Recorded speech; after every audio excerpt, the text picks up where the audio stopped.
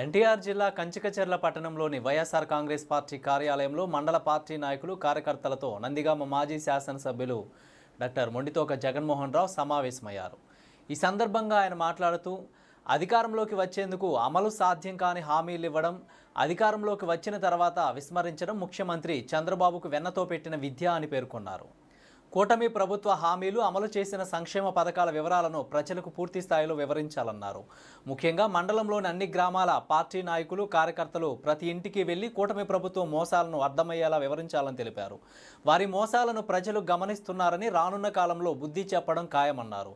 ఈ కార్యక్రమంలో మండల, పట్టణ పార్టీ అధ్యక్షులు, పార్టీ జడ్పీటీసీ, ఎంపీపీ, ఎంపీటీసీలు, సర్పంచులు, పలువురు నాయకులు, కార్యకర్తలు పాల్గొన్నారు.